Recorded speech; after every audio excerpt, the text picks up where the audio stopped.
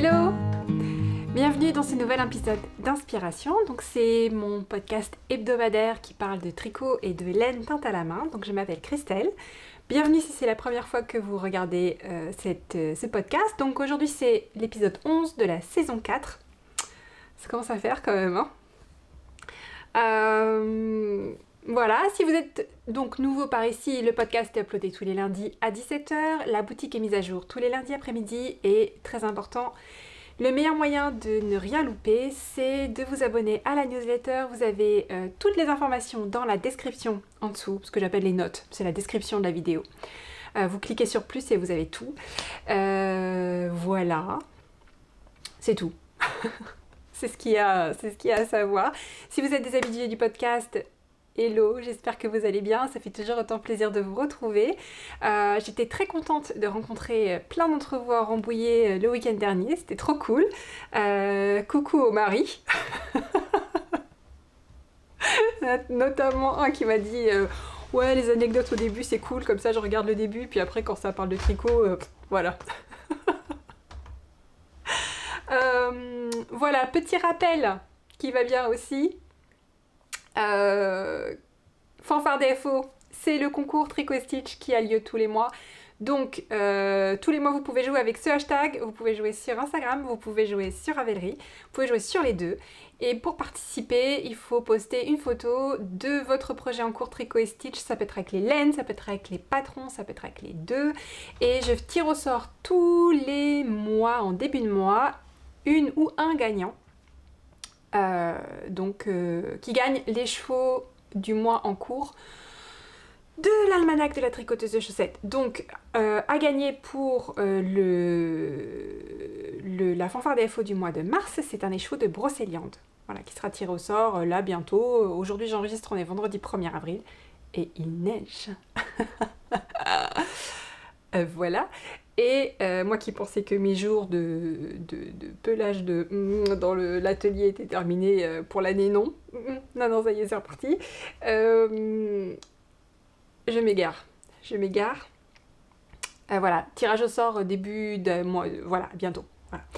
Donc, aujourd'hui, au programme, je suis minutée aujourd'hui, parce qu'on est vendredi après-midi, il faut que j'aille chercher mes enfants dans pas longtemps, donc je suis minutée, hein, voilà. Mais c'est comme ça tout le temps, je suis tout le temps minutée, de toute façon, je fonctionne avec mon téléphone qui me marque toutes les demi-heures, pour garder trace du temps. Donc, aujourd'hui, je vais vous parler de Rambouillet. C'était trop bien. Je vais vous parler de l'almanach de la tricoteuse de chaussettes du mois d'avril. Donc c'est le petit club informel de laine Tricot Stitch. Il y a un nouveau coloris tous les mois. Et si j'ai le temps, je vous montre les projets, je vous parle de bouquins, mais peut-être que ce sera la semaine prochaine parce que j'aurai peut-être pas trop le temps. Mais on va voir, d'accord? Donc, on n'est pas pressé non plus. J'ai des trucs à vous montrer. Donc, on commence par Rambouillet. Je sais, vous attendez le débrief. Vous avez plusieurs à m'envoyer des messages. Vous attendez le débrief. Bah, c'était vachement bien. Déjà, business, ça a marché de façon complètement inespérée. Je m'étais fixé un très très petit objectif parce que c'était un petit marché, c'était pas la communication dessus, je me suis rendu compte en échangeant avec vous que c'était pas très très bien connu, alors que c'est quand même, la Bergerie Nationale, c'est quand même le 4e lieu le plus visité des Yvelines, donc c'est pas rien. C'est un endroit qui est absolument magnifique. Franchement, si vous ne connaissez pas, allez visiter. C'est superbe. Ils n'ont pas de subvention. Ils sont autofinancés. Donc, ce n'est que par le biais... c'est aussi la raison pour laquelle vous avez payé des droits d'entrée pour participer à ce week-end Tonte et Laine. Ils sont autofinancés. Donc, voilà. Alors que ça, c'est un... Comment dire? C'est la Bergerie Nationale, quoi. C'est un truc d'État. Bref, c'était trop bien, le lieu est génial, j'ai pas pu trop faire le tour parce que j'étais sur le stand et tout le temps quasiment occupée. Il n'y avait pas des grandes queues comme on peut avoir sur des salons comme Malakoff où là il y avait vraiment beaucoup de monde, mais il y a eu du monde tout le temps. Tout le temps, il y a eu du monde en continu, dès l'ouverture jusqu'à la fermeture. J'ai vraiment eu un gros coup de cœur pour ce petit salon. J'ai adoré vous voir. J'ai Annie qui est une cliente qui est devenue copine, qui a été adorable et qui finalement m'a tenu compagnie tout le week-end. Merci encore Annie. Et puis voilà, puis c'était trop cool de vous voir, on a eu le temps de parler, on a eu le temps de rigoler, c'était trop bien quoi, c'était vraiment trop bien. Et puis c'était très bon. Il y avait de la nourriture sur place, il y avait des tables pour manger, c'était hyper bucolique. J'ai mes enfants et mon mari qui m'ont rejoint le dimanche, ils ont passé une super journée.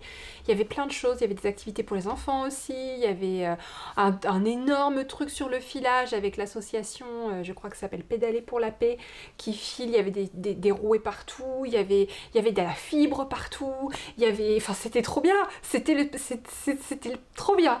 C'était trop bien. Franchement, j'ai trop adoré. Donc, surtout qu'après, quand même, à la fin du week-end, j'ai été faire un tour sur les artisans, voir les artisans. J'aurais pas dû. Si, j'aurais dû. J'ai bien fait. Mais des trucs de ouf. J'ai acheté plein de trucs. Donc, je vais vous montrer. Mais une qualité d'artisanat, franchement, géniale. Vraiment génial. Donc j'ai pris les cartes, je vais vous montrer. Il y a vraiment des trucs super. Il y a une association qui s'appelle Sartelaine, que je connaissais pas du tout, qui est vachement active, enfin qui fait plein de trucs, des ateliers, des formations, des week-ends, des retraites, oh là, trop bien. Voilà, enfin bon, bref. En tout cas, c'était vraiment très cool, très bel endroit. Je re-signe pour l'année prochaine. Trop bien, vraiment trop bien. Donc en plus, vous avez été incroyable. Vous m'avez ramené mes cadeaux sur cadeaux sur cadeaux sur cadeaux. Donc, je vais déjà vous montrer les cadeaux. Non mais j'ai été hyper gâtée. Déjà, j'ai eu des autocollants Mon Petit Poney. Voilà, donc ça c'est direct pour ma fille. C'est très gentil à la dame qui m'a offert les autocollants Mon Petit Poney. Merci beaucoup, c'est adorable. Je collectionne en fait les trucs de la génération 1. Ça doit être la génération 36. C'est-à-dire ils sont trop jeunes pour moi, ceux-là. Alors c'est quand même adorable et ça fait plaisir à ma fille. Simplement c'est devenu une blague avec mes sœurs parce que parfois quand elles tombent sur un poney, elles m'envoient une photo et je leur dis trop jeune. Moi je suis l'inverse. Je suis l'inverse d'une cougar en fait. Moi, il faut qu'ils soient très vieux les poneys. Voilà. En tout cas c'était quand même adorable. Merci beaucoup pour les autocollants. Après, j'ai une autre cliente qui a été inspirée par le mood board de Druides qui m'a fait cette incroyable aquarelle qui est trop belle. Donc je m'en suis toujours pas remise. Que le mood board est inspiré quelque chose comme ça. Franchement, je vais l'encadrer. Elle est superbe. C'est vraiment trop gentil. D'ailleurs, si tu regardes le podcast et que c'est toi qui m'as offert ça, s'il te plaît, envoie-moi un petit mot pour me dire c'est moi, d'accord? Parce que je voudrais vraiment savoir qui tu es. Parce qu'on a vite fait comme ça, je t'ai dit merci, mais j'ai pas eu l'occasion. Enfin bref, voilà. J'ai une autre cliente adorable avec qui on avait échangé par email, toujours dans le cadre de Druides et Brocéliande, etc., qui m'avait dit que le Brocéliande lui faisait penser à l'enchanteur de Barjavel. Je lui avais dit, tiens, je connais pas, enfin, j'ai Letty qui me parle de Barjavel depuis un moment, mais je connaissais pas l'auteur, elle m'a offert le livre. Encore merci. Je crois que c'est Sophie qui m'a offert le livre. Encore merci. Ensuite, j'ai Carole qui m'a offert une superbe bougie qui sont trop bons, franchement, Party Light. Elle m'a dit que c'est elle qui les faisait. Donc encore merci Carole, franchement c'est trop sympa et j'adore les bougies, j'en fais brûler tout le temps. Et enfin, j'ai Marion qui m'a fait cet incroyable sac. Regardez-moi ça, comme il est trop beau. Il est nacré là, il est trop beau. Et Marion a des enfants donc. Elle me l'a donné qu'une grosse trace de Nutella qui a dit attends, tiens, oh, il y a du Nutella. Excuse-moi Marion, je le raconte parce que ça me fait trop rire. J'adore parce que moi aussi j'ai des traces de Nutella absolument partout. Quand j'ai ma fille, ma dernière, qui mange une crêpe au Nutella, Elle s'en fout plein les mains. Et puis après, elle me dit « Ah maman !» Je dis « Non, non, Valérie trop, il prend un essuie-tout, n'importe quoi, il en jette, mais enfin ne touche à rien, reste les mains en l'air, bouge plus, enfin voilà. » Et donc c'est pour ça que je suis pas surprise, tu vois, et c'était une toute petite trace de Nutella sur la partie en plus qui est en toile cirée, là, où donc voilà, mais ça m'a fait trop rire. Je me suis tellement reconnue. Et donc, bon, le sac est vraiment génial, j'adore le tissu, il y a des poches à l'intérieur, il y a même des petits marqueurs. Regardez-moi ça. Non mais j'ai été hyper gâtée, et en plus, il peut même se porter comme un sac à main. Je n'en reviens pas comment je suis gâtée. Je suis trop gâtée. Ah, et cette histoire de crêpes au Nutella, ça me rappelle un truc, je vais vous raconter. On était en vacances. Constant avait une crêpe au Nutella qu'il était en train de manger très salement. Et Maxime, mon deuxième, avait une glace. Et donc Maxime mange sa glace, et à un moment donné, la glace, il voulait aller l'attaquer avec la langue, et ça fait tomber la boule. Et donc il était tout déconfit. ma glace. Et là, il y a Constant dans sa crêpe à moitié mangée de Nutella tellement dégueu qu'on a l'impression qu'il l'avait revomi, qui dit à son frère « T'en veux ?» Voilà, c'était juste... Voilà, tout ça, ça part de la trace du Nutella sur les sacs de Marion. Bref, c'est une anecdote que j'adore. À chaque fois que j'y repense, je suis autant morte de rire. Tellement ça partait du cœur, c'était adorable de sa part de vouloir partager sa crêpe au Nutella avec son frère. Mais genre, même les mouettes auraient hésité à en manger. Donc voilà. Bref, donc après, j'ai encore le nez qui coule, c'est pénible, hein. C'est pénible, je vous jure, c'est pénible. En plus, j'oublie tout le temps de prendre un mouchoir. Bon, on va voir combien de temps ça dure. J'ai acheté plein de trucs. Alors déjà, à l'association... Il y a les bruits des sacs, pardon. Et à l'association Sartelaine, il y avait Sarine qui filait sur un très beau rouet ancien. Non, ça c'est... Voilà, Sarine de Bruine. Je lui ai acheté 200 grammes d'alpaga filé à la main. C'est une beauté, franchement, d'une beauté naturelle. C'est juste magnifique. Donc c'est très doux. Donc gros coup de cœur. Et en fait ça a été... Franchement je suis pas passée très longtemps sur le marché des artisans. J'ai dû y passer une demi-heure. En une demi-heure j'ai claqué la moitié de mon chiffre d'affaires. Non, j'exagère, mais enfin j'ai acheté quasiment quelque chose. Pas à tout le monde mais presque. Après chez Florence Laine Delphine qui était là, on était les deux teinturières en fait sur le salon.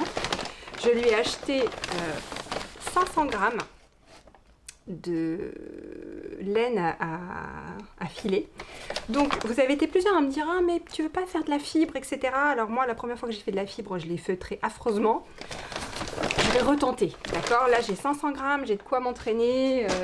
Ça fait un moment que j'ai comme objectif de, à un moment donné, filer pour faire un pull. Ça peut être l'occasion de teindre quelque chose tout de la même couleur et puis de faire un pull. Enfin, tout du même coloris, en tout cas. Et de faire un pull, on verra. En tout cas, voilà, c'est l'occasion. Ensuite, chez Annette. Alors là, j'ai eu un énorme coup de cœur. C'est premier stand.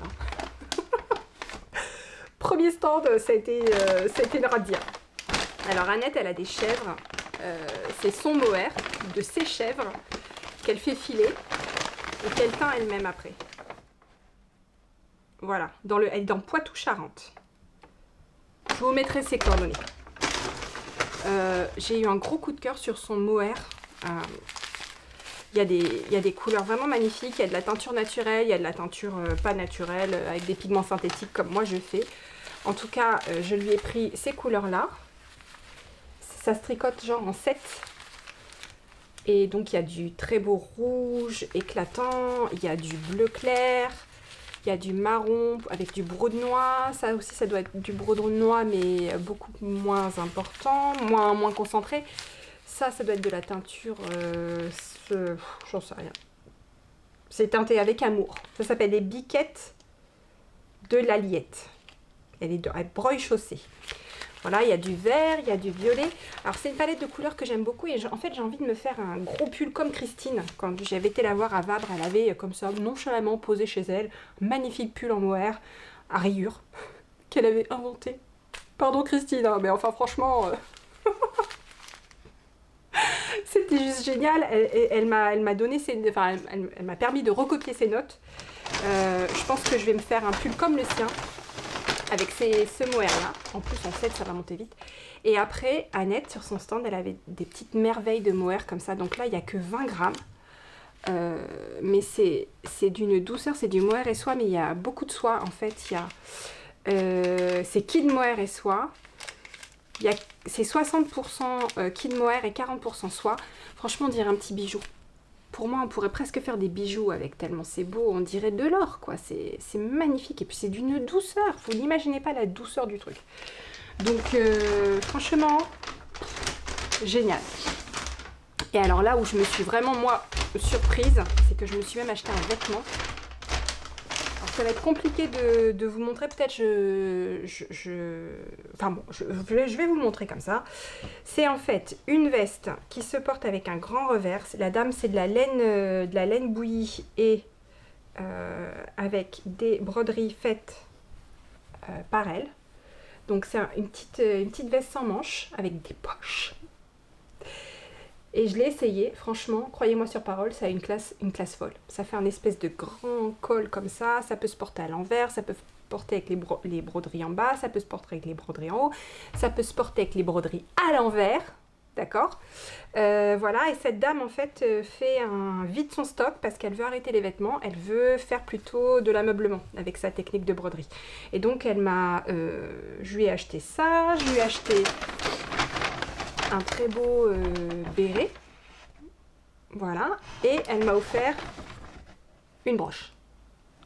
Donc c'était trop sympa. Alors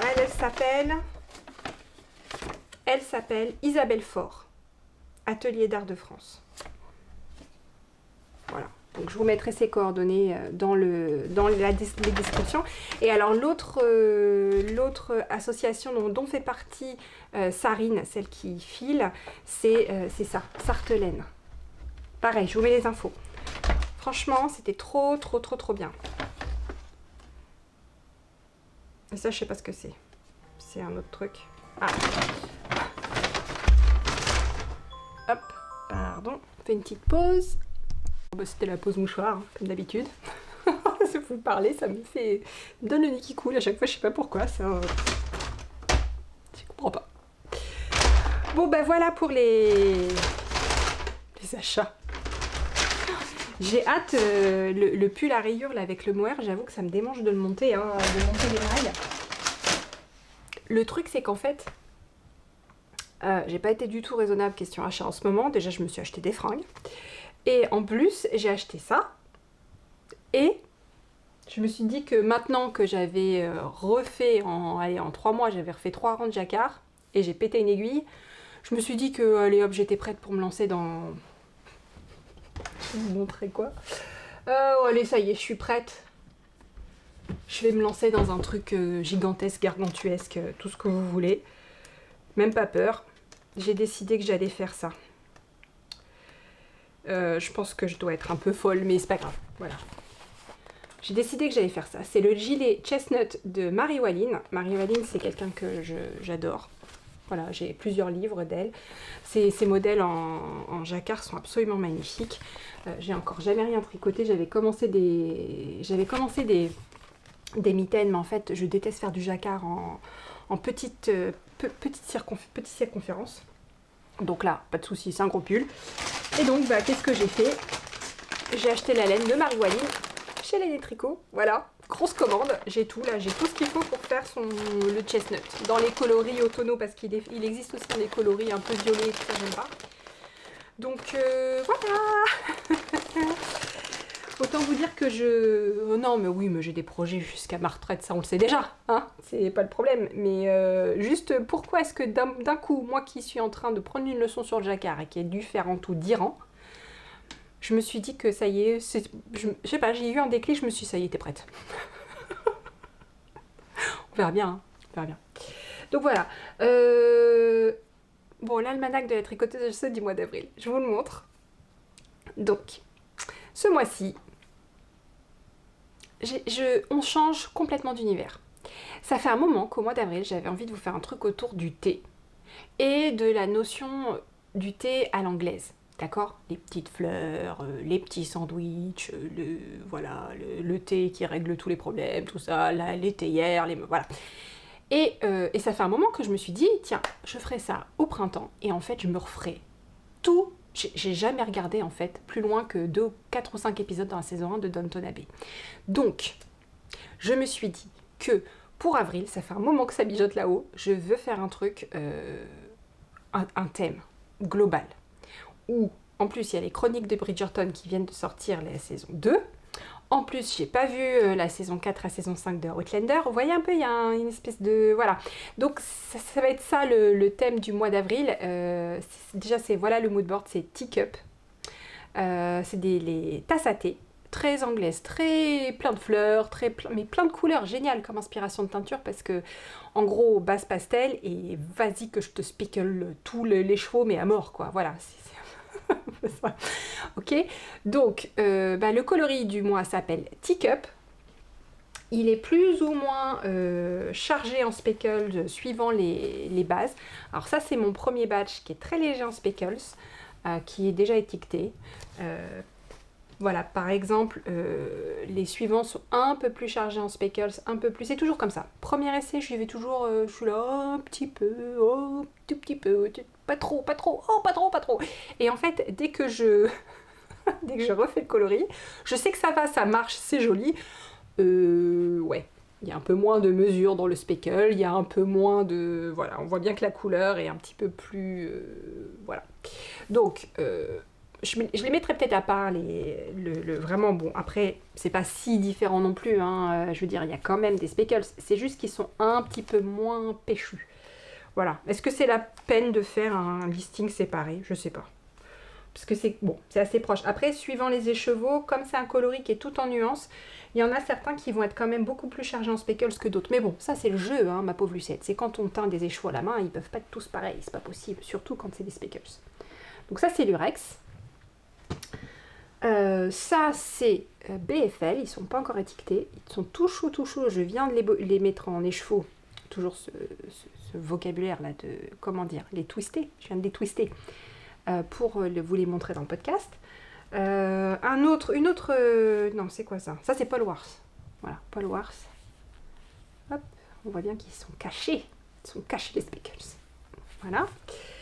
Qu'est-ce que j'ai encore à vous montrer? J'ai Eye Twist. Voilà, hop, on a l'impression qu'il n'y en a pas, mais en fait il y en a plein, ils sont à l'intérieur.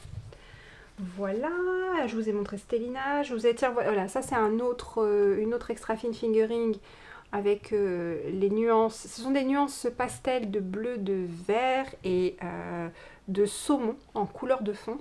Et après plein de speckles, des couleurs des tasses en fait. Donc il y a quasiment tous les coloris possibles et imaginables de l'arc-en-ciel, voire plus. Qu'est-ce que je peux vous montrer comme autre base? Ah oui, j'avais envie d'essayer de faire des chaussettes avec de la soie ce mois-ci. Donc vous avez toujours le BFL et soie que vous aimez bien, qui rend très bien. Et alors j'avais envie d'essayer aussi sur BFL cachemire et soie. Très doux. Alors celui-là, j'en ai d'autres qui sont en train de sécher. Celui-là c'est issu du premier bain, je pense que les autres ressembleront un peu plus à ça en termes de coloris. Voilà. Après, ce seront mis à part ces deux-là. Donc BFL et soie, BFL cachemire et soie que j'aurai en petite quantité. Ce sont vos bases chaussettes habituelles. Alors pas de souci pour tricoter des bases un peu précieuses pour les chaussettes comme ça, puisque la soie remplace avantageusement le nylon. C'est une fibre extrêmement solide et donc vous pouvez sans problème tricoter des chaussettes avec de la soie dedans. Aucun souci. Après vous allez me dire oui mais c'est pour les mettre dans les... Oh c'est pour les mettre dans les chaussures et tout. Vos pieds méritent ce qu'il y a de mieux au monde. Ils vous portent toute la journée. Sans pieds, vous imagineriez ce que vous seriez sans pieds? Hein? Voilà. Donc, vos pieds méritent de la soie, ok? C'est juste pas une discussion qu'on peut avoir. Même si c'est dans les chaussures, vos pieds méritent ce qu'il y a de mieux. Respectons nos pieds, ok? Voilà, donc nos pieds méritent les paillettes, nos pieds méritent les plus belles laines, et voilà, voilà, voilà.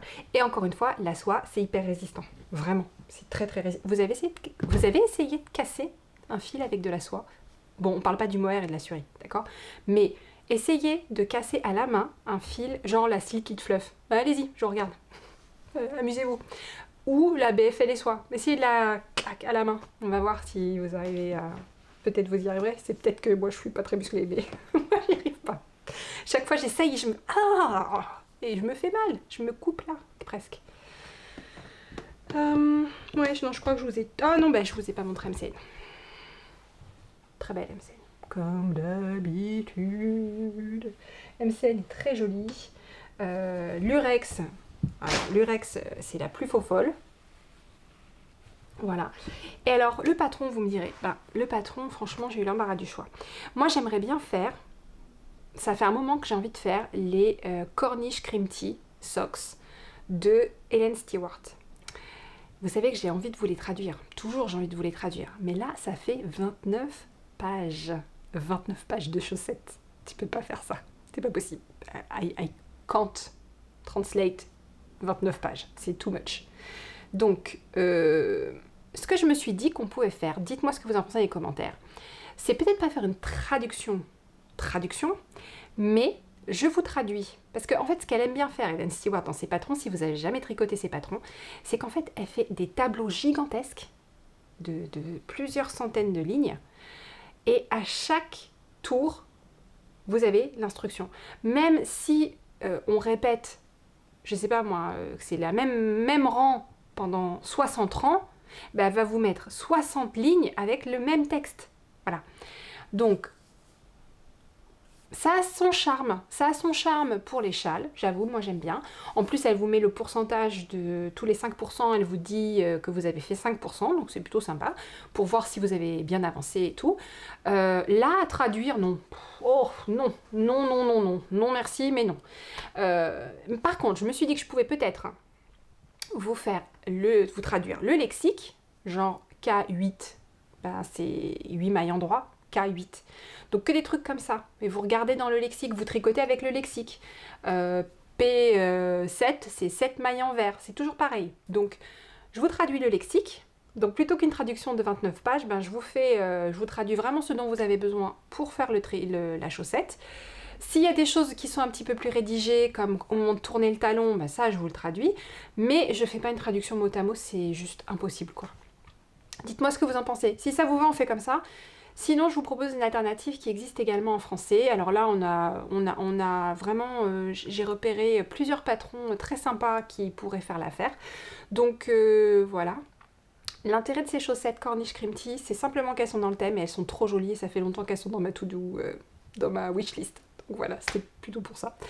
Et puis aussi parce que j'adore Helen Stewart. Voilà, ça fait partie de mes designers préférés. Et je trouve qu'elles sont tellement délicates, elles vont tellement bien avec le thème, la laine, tout, que je voulais vous proposer celle-ci. Voilà. J'espère que l'almanach vous plaît. Qu'est-ce que je voulais vous dire d'autre? Déjà, quelle heure est-il? 16h06. C'est bon, nous avons amplement le temps de finir de discuter. Vous devez vous dire, t'en es où de tes projets? Je suis bien, hein. Je suis bien. J'ai quasiment fini de filer. Je vous mets une petite photo là. Donc ce que vous voyez en fait, la partie jaune, c'était la fibre de la couleur principale et le bordeaux, c'est la couleur contrastante. Donc, et ça, c'est la deuxième bobine. Donc je vais bientôt pouvoir faire le retors. Je sais pas comment ça va se passer parce que ça va être fraîchement filé et l'autre, elle a genre 2 ans. Je sais pas du tout. Il me reste que ça à filer pour la couleur contrastante, c'est du Corriedel. Donc c'est un peu plus long que le Mérinos, mais c'est quand même assez court comme laine, comme fibre. Donc voilà, puis après je vais pouvoir choisir un nouveau projet. Vous ne pouvez pas savoir comment ça me fait plaisir. Je vais pouvoir choisir un nouveau projet de filage quoi. Je vais essayer de bazarder tous mes sacs là pour vous montrer mes projets. Côté châle, ça avance tranquillement. J'en suis à peu près au tiers de la bordure. C'est long, hein, c'est très long. Mais il est lourd. Il est grand, il est lourd, il est beau. Qu'est-ce qui va être beau, franchement. Il va être canon. Donc voilà, j'ai encore à peu près 24 rangs de bordure et après encore un petit peu de côte brisée comme ça et après je rabats. Donc ça c'est très bien. Ensuite, donc voilà, lui il sera fini courant avril, tranquillou, y a pas de souci. Là où j'ai bien avancé, je suis contente. La chaussette pour ma sœur. Vous savez que j'ai pas noté la recette de la couleur. Je me collerai des baffes. Ça m'arrive souvent de penser que j'ai noté, en fait j'ai pas noté. Donc du coup je l'ai refaite, mais elle est un peu plus foncée celle que j'ai refaite. Enfin bon, c'est pas grave. Et cette fois-ci j'ai noté la couleur. Donc voilà où j'en suis. Et je sais pas si vous vous rappelez, mais les trous, ils étaient vraiment tous les deux au même endroit, ils étaient sous le talon, en dessous en fait, pas de derrière, sous. Du coup ce que j'ai fait, c'est que j'ai modifié un peu mon patron initial. Et donc j'ai fait un talon Fligel Heel comme dans celles qu'on a tricotées l'année dernière au mois de février, les Mile Forward Socks. Donc j'ai repris cette technique du Fligel Heel et j'ai fait des mailles renforcées dessous, à l'endroit où elle avait troué.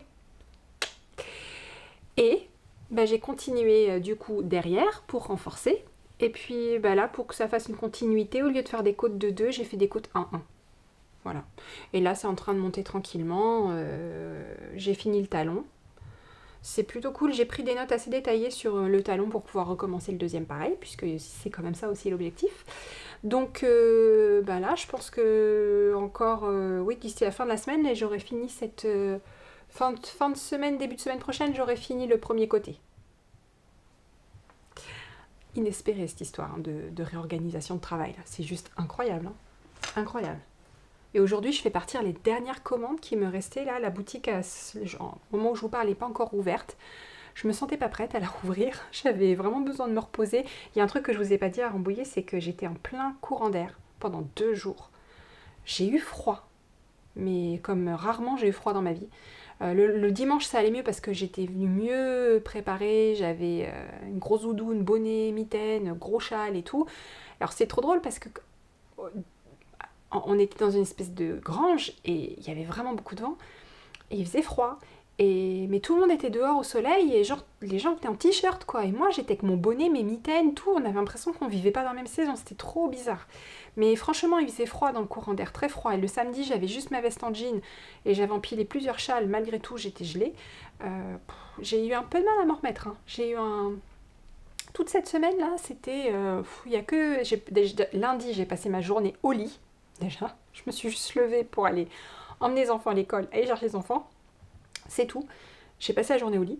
Et je me suis dit, oh ça va. J'ai recommencé à bosser mardi normalement.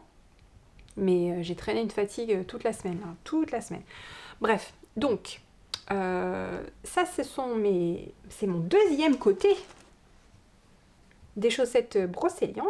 Donc c'est le mash-up de 2 patrons là. C'est les Double Gusset Socks et Vanilla Latte. Donc voilà le fameux Double Gusset. Hein. C'est au lieu de diminuer ici, on diminue en miroir ici à 2 reprises. Et c'est vrai que c'est très très confortable. Après, ce patron de chaussettes aussi est très très confortable. Et petit détail, si vous ne connaissez pas la différence, je vais vous montrer la différence. Vous voyez quand on fait des mailles comme ça, glisser, empiler les unes au-dessus des autres, c'est ce qu'on appelle le carré renforcé classique. Et en fait, ce patron vous propose un carré renforcé un peu différent qui s'appelle Eye of Partridge. Voilà. Œil de perdrix.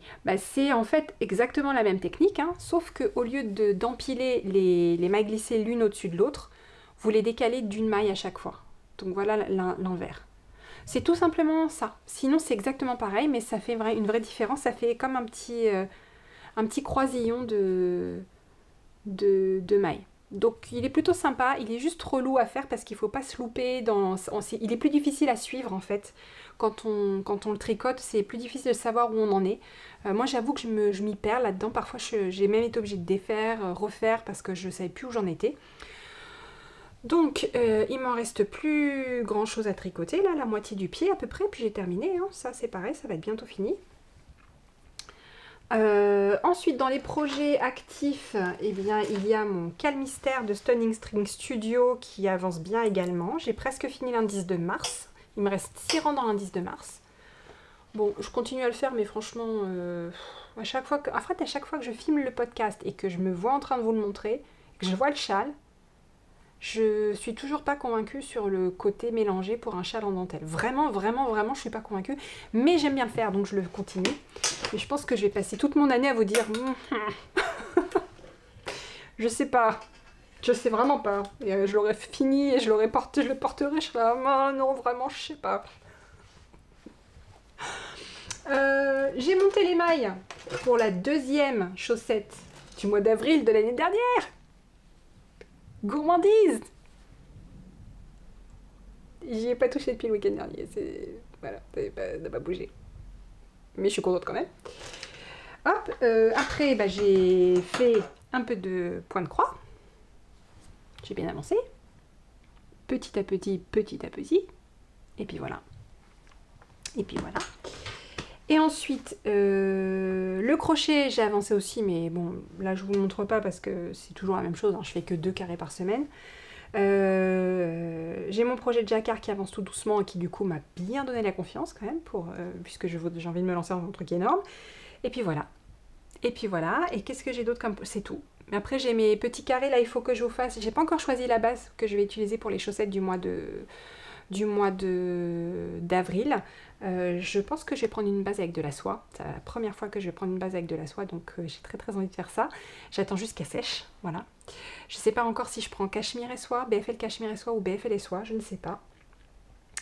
Et c'est tout ce que j'avais à vous montrer. Alors côté bouquin, j'ai pas du tout lu les Molly Murphy comme je vous avais dit. J'ai lu Crimson Shore qui est encore dans la suite des... J'ai repris les Pendergast en fait. Donc j'ai lu en un temps record Crimson Shore et là j'ai entamé, donc ça veut dire la plage Crimson, c'est quoi Crimson? C'est rouge? C'est écarlate? Écarlate. Peut-être. Bref, rouge. Et voilà, et ça veut me dire, va chercher tes enfants, Christelle. J'y vais. Je termine de quand même vous dire les bouquins. Là, je suis en train de finir The Obsidian Chamber. Donc, c'est toujours Pendergast. Donc, c'est la chambre d'obsidienne. Voilà. Voilà, je suis en train de lire d'écouter la fin de ça. Et puis c'est tout ce que j'ai lu. J'avoue qu'avec la fatigue, j'ai pas continué Scarlet Letter, là, j'ai un peu laissé de côté. Et puis c'est tout ce que j'ai lu et écouté dernièrement. J'ai beaucoup aimé Crimson Shore. Franchement, c'était génial. C'était vraiment génial, c'était hyper rythmé, avec des histoires de sorcières, c'était trop bien, avec un monstre et tout, c'était vraiment génial. Et puis voilà, et donc mois d'avril, je vais continuer à écouter ça, et puis c'est plutôt côté série là, je sais pas si ça vous intéresse de faire en même temps que moi, mais moi mon planning de série du mois d'avril, ça va être Downton Abbey, Outlander et Chronique de Bridgerton, voilà, en tricotant, Teacup. Bon, en tout cas, merci beaucoup d'être resté avec moi jusqu'à la fin, je vous fais un très gros bisou, je vous dis à la semaine prochaine pour une mise à jour surprise. Ceux qui savent ce que ça veut dire. Ceux qui savent pas, c'est une surprise. Voilà. Donc, je vous fais un gros bisou. Bonne semaine. Et puis, on se voit lundi prochain.